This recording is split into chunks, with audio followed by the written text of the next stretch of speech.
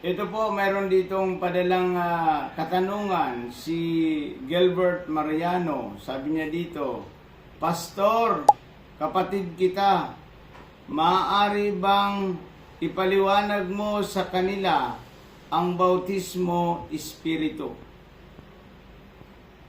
Gilbert, ang bautismo sa espiritu, ito'y nagmumula sa pagsisisi, pagtalikod sa kasalanan at pagtanggap kay Kristo bilang Panginoon mo at tagapagligtas ng iyong buhay.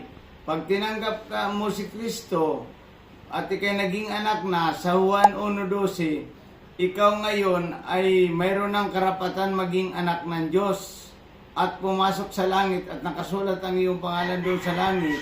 Ngayon, ang gagawin sa iyo ng Diyos, ng ating Panginoong Jesucristo, ay tatatakang ka ng Santong Espiritu na tanda na ikaw ay sa Diyos, pag-aari ng Diyos. Yun ay nasa Efeso chapter 4 verse 30.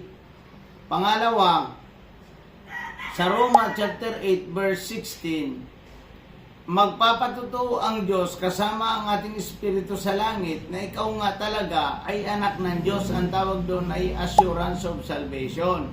Tiyak mo na ikaw ay ligtas sapagkat ang Diyos na ating Panginoong Jesucristo ang magpapatutuo sa iyo kasama nga iyong espiritu na ikaw ay anak ng Diyos. Pang-apat na verse, ito sa Revelation chapter 21 verse 27, doon sa langit ay hindi makakapasok ang hindi nakasulat ang pangalan niya sa aklat ng buhay. Kaya isusulat iyon ng Diyos. Pag binautismo ka sa Espiritu, pag tinanggap mo si Kristo, babautismo ka sa Espiritu, isusulat ang iyong pangalan sa langit, at tatatakang ka, natanda na ikay sa Diyos, at papadrinuhan ka o wiwitnessan ka ng Panginoon na ikay anak ng Diyos. Iyan ang bautismo sa Espiritu. Assurance of salvation. Salamat po.